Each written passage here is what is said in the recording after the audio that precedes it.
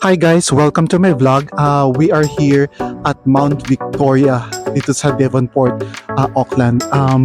Ngayon ay mag-hiking tayo and konting brisk walk just to mag-exercise lang tayo ngayon.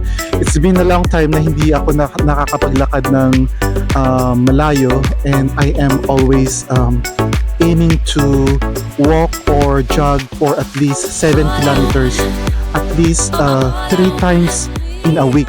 So kahapon ay naglakad tayo ng isang beses around 7 kilometers sa may Takapuna Beach, and now pupunta naman tayo ngayon dito sa may Mount Victoria dito sa may Devonport at aakyatin natin yung bundok.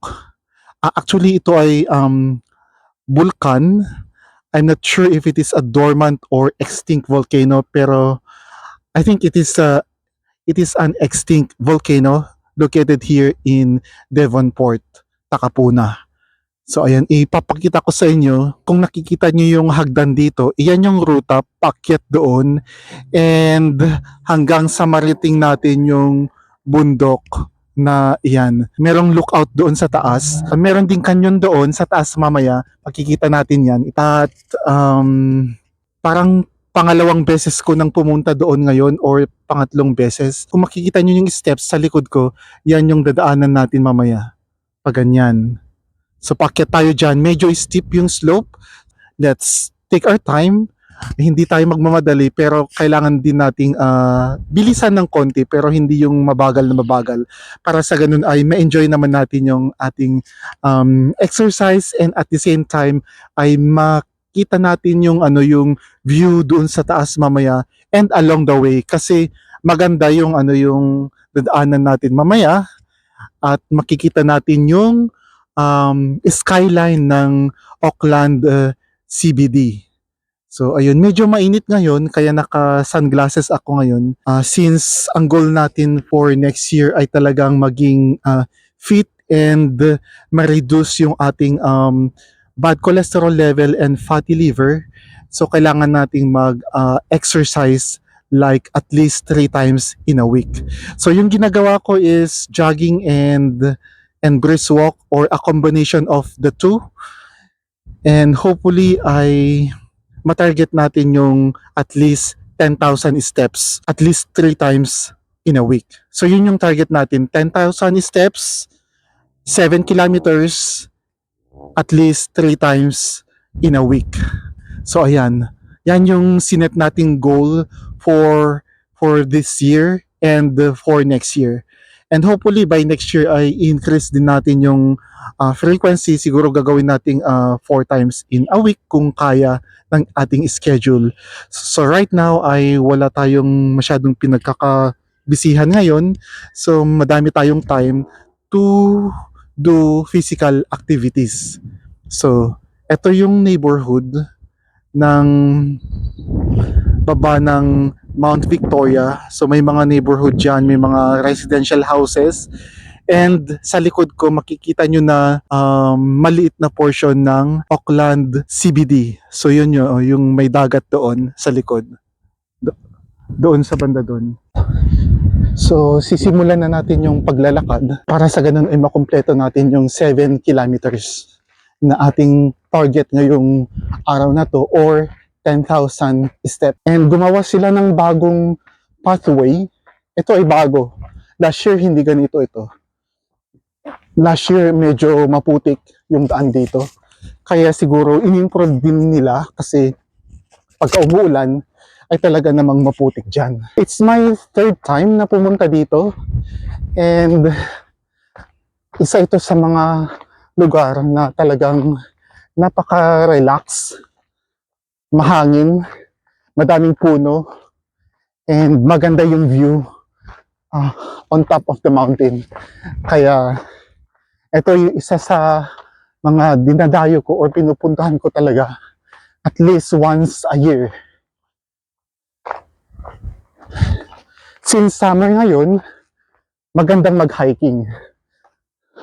Hindi maputik, hindi maulan, tama lang yung weather, hindi gaano mainit. Kasi kota na tayo sa sunburn. Tignan niyo yung mukha ko. Puro sunburn yan. Kasi nga mainit na mainit dito. And yung init dito ay nakakapaso. Yung talagang tumatagas sa balat.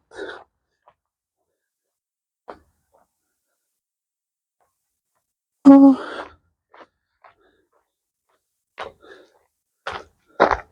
Andun yung yung Harbor Bridge. Doon tayo nakatira sa part na yan. Sa Glenfield. Andyan yung Glenfield. And andito yung Auckland CBD. So ayan na yung dagat. Tinatawag yan na Hauraki Harbor. So andun na yung Sky Tower, nandun. And nandyan na din yung CBD.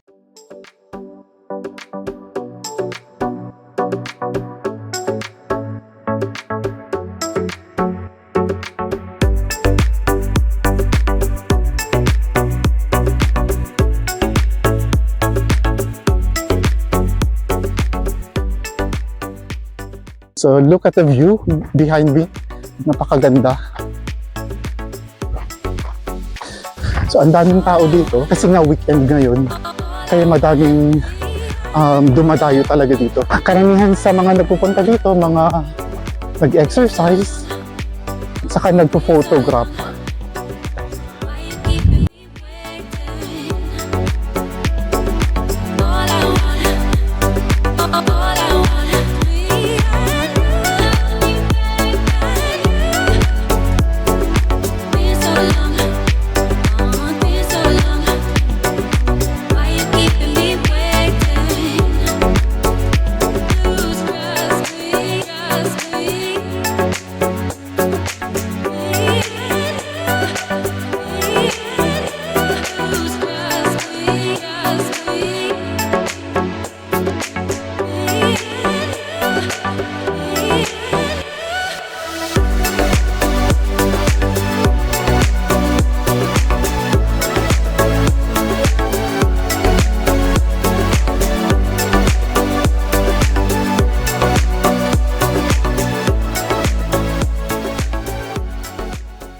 Ito yung unang way papunta sa taas, pero meron pang isang way na mas madali, which is sementado. Yung way na yon, yung pangalawang way, ay nakakadaan doon yung mga sasakyan. Kung meron kayong sasakyan, pwede nyong dalhin papunta doon sa taas, and you can take the road dito sa taas dito. Namiss ko din tong lugar na to.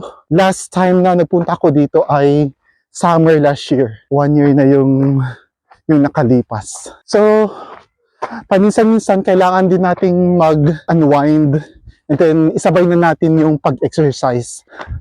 So, nakapasyal ka na, naka-exercise ka pa.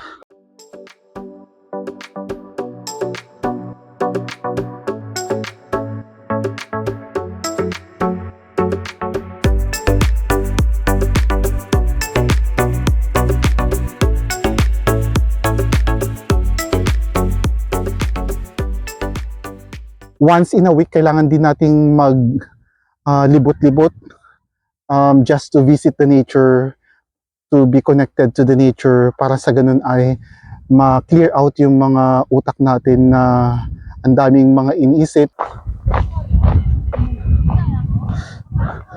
Punta tayo dito sa part na to, makikita natin yung mga iba't ibang yate. Andito yung mga daanan ng yate papunta dun sa mga ibang islands.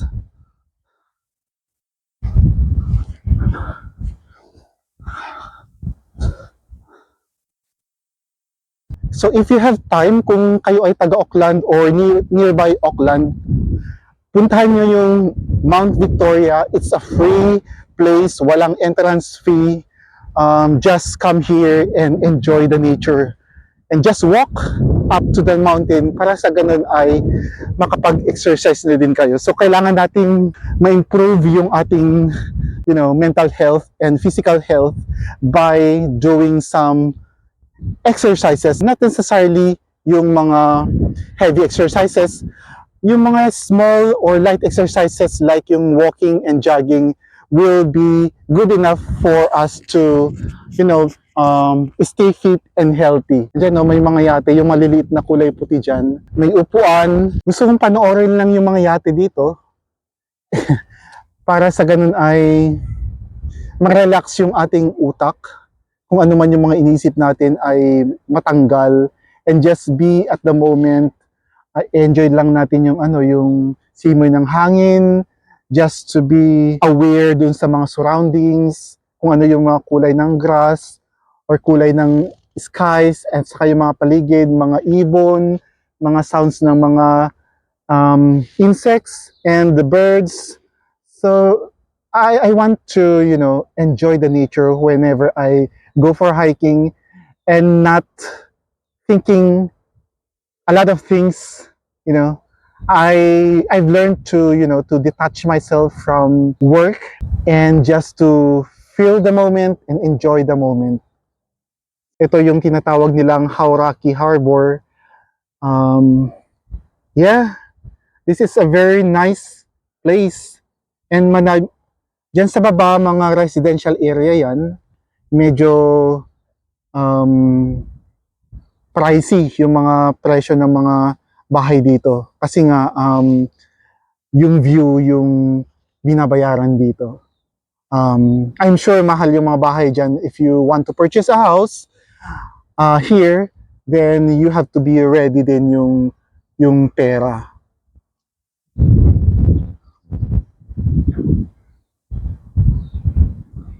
Next time ay pupuntahan natin yung isang bundok na yon. I've been there once, pero uulitin natin some other time.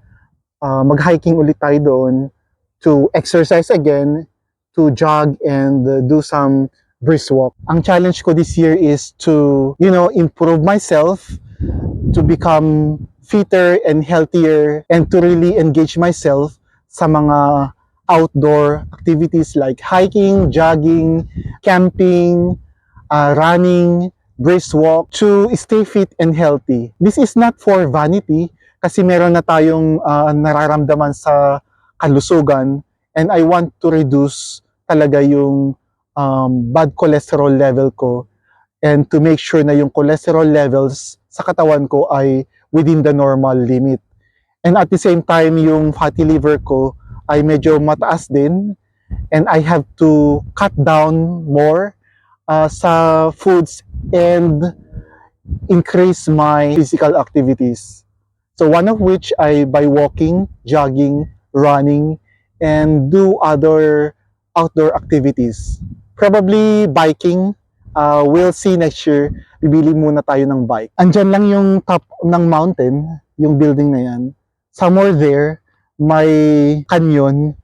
Titingnan natin kung ano na yung mga developments dyan sa area. It's been a year na hindi ako nagpupunta.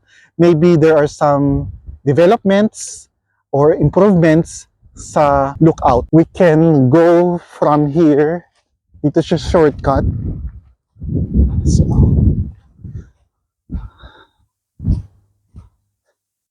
and we are almost there. We are almost there. So nakikita ko na yung structure dito sa taas. And yeah, may hagdan dito. Bago din tong hagdan, ang daming mga improvement. In-improve talaga nila yung mga access dito. Bagong-bago. Wala ito before. And may mga development pa dito. Kita nyo, may mga ginagawa pa silang mga improvement. Especially yung mga access. And for sure, pagka natapos lahat mga yan, ay magiging okay na yung mga daan dito. Ang daming improvements dito. Hindi ko alam kung ano yung ginagawa nila dyan. Pero barricaded itong area na to. Ito na yung, actually ito na yung nako, bago ito. Hindi tayo pwedeng pumasok. So tignan nyo. So may mga ongoing na construction dito. I didn't expect na may mga ganito. So I'm not sure kung makakapunta tayo dun sa loob. Pero makikita nyo na dito yung view ng CBD. Ayan na yung view ng CBD.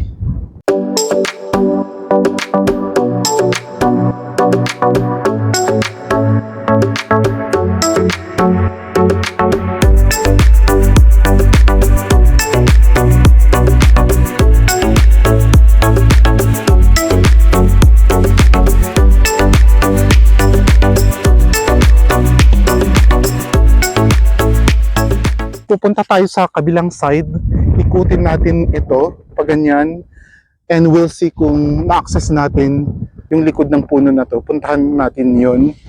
Yan yung stair, pababa doon sa canyon.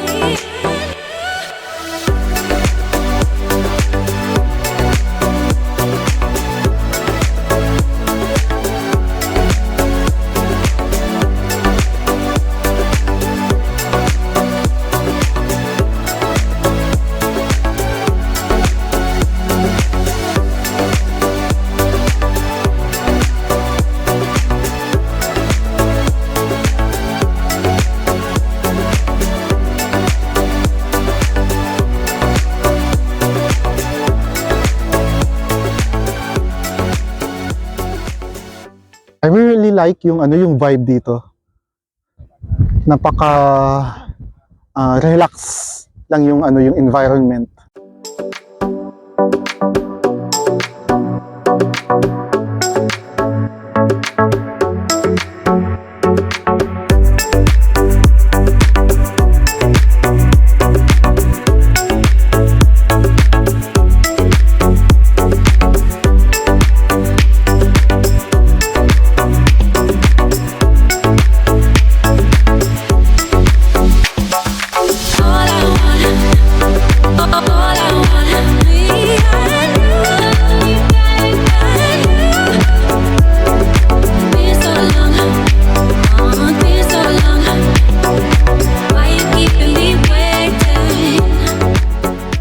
Pababa na tayo ng Mount Victoria using the main road.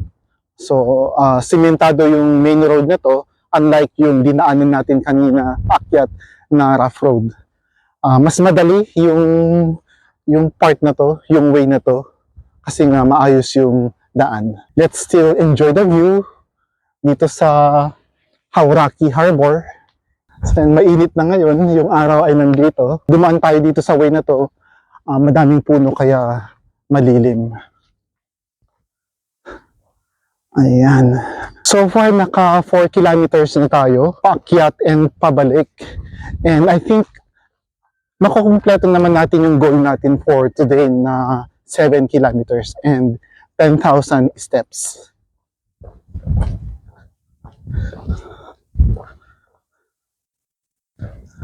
Dito lang tayo sa gilid. Kasi daanan to ng sasakyan. Medyo konti lang yung tao dito, no? Napansin ko lang, for sure yung karamihan ng tao ngayon ay nasa beach.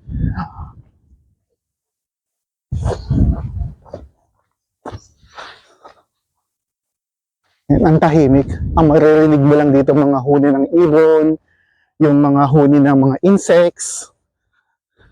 Pero ayos lang kasi it help us to be connected sa nature. Iba din yung amoy ng hangin. Amoy, amoy hangin. Ang daming ibon dito na nagkalat. Pero yung mga ibon lang dito ay bawal pakainin. Ayun oh, may sign na doon. May nakita na ako na sign na bawal pakainin yung mga ibon. So let's respect them, yung privacy ng mga ibon, and let them live and coexist with human.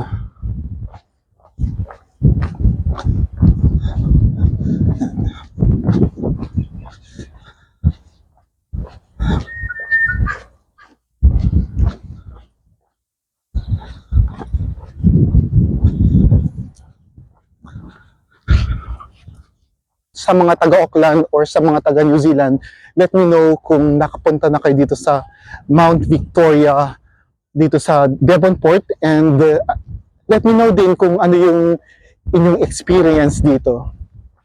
Okay ba sa inyo yung Mount Victoria Park? Nagandahan din ba kayo sa lookout? Nagandahan din ba kayo sa view over the skyline ng CBD ng Auckland and yung Hauraki Harbor? So let me know below sa comment section kung ano sa tingin ninyo yung place na to. Do you like the place?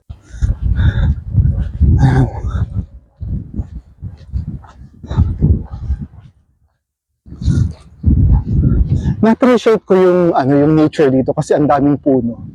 Apart from yung view, madaming puno. So it really helps, us to receive more fresh air.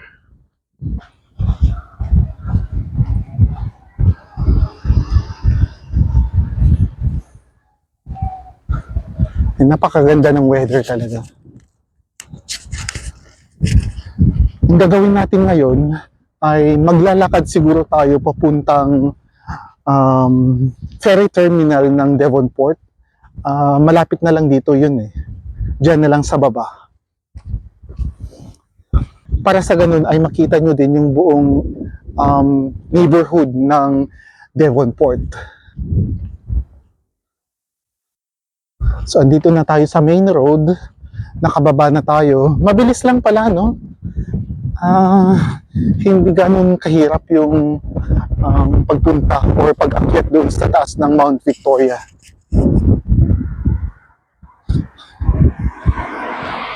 Buti na lang nagdala tayo ng shades para sa ganun ay protected yung ating mata from UV rays. Nag-lotion din ako kanina. Nag-apply din ako kanina ng cream sa aking katawan. Yung honey yung in-apply ko. To make sure na maiwasan natin yung mga sunburn. Yan yung advice na maibibigay ko sa inyo. If you go for outdoor activities or any jogging or walking or running, you have to put on your sunscreen para sa ganun ay maprotektahan yung inyong mga skin. So just few meters away, andyan na yung ferry terminal ng Devonport that is going to the city. So ayan, andito yung mga shops. May Victoria Theater dito. Andyan din yung park sa unahan. Then madadaanan din natin later on yung library. I'm not sure kung bukas yung library ngayon. So ito na yung town center ng Devonport. Maliit lang siya. May mga shops dito. Ayan. May mga shopping centers dito. Mga dining area. May mga small office spaces din dito. Kaya lang, halos sarado na yung mga establishments kasi nga around 6 p.m. na ng gabi. Pero hindi mo mapapansin kasi yung araw ay napakataas pa. So ito yung library na sinasabi ko kanina. Di ba ang ganda ng library? Ang laki ng mga windows and puro glass. Parang ito yung library na eco-friendly kasi yung mga materials na ginamit dyan ay mga green materials na tinatawag. Unfortunately ay sarado na yung library, so hindi na tayo makakapasok, hindi na natin maipapakita yung loob ng library, pero sa ibang araw pupuntahan natin ito para sa ganun ay makita nyo yung loob ng library. Yung nabanggit ko kanina, yan yung ferry terminal dito sa Devonport papuntang Auckland City. Shortcut yung way na to kaysa yung maglongkat ka na magbabas, iikot ka sa Takapuna going to Harbour Bridge and then finally going to the CBD. Mas matagal yun. And you can just take the ferry, just 10 minutes na biyahe, and you can purchase also yung yung ticket dyan sa ferry, or you can use yung 80 card na ginagamit natin sa mga bus. So guys, thank you so much for watching my video. If you like my video, please don't forget to subscribe on my channel and let me know sa comment section kung ano sa tingin nyo yung Mount Victoria. Let me know din yung mga videos na gusto nyo makita dito sa Takapuna or Auckland City. And yun, itutuloy ko lang yung exercise ko ngayon. Kukumpletuhin ko lang yung 7 kilometer na exercise. See you guys next time. Thank you and God bless.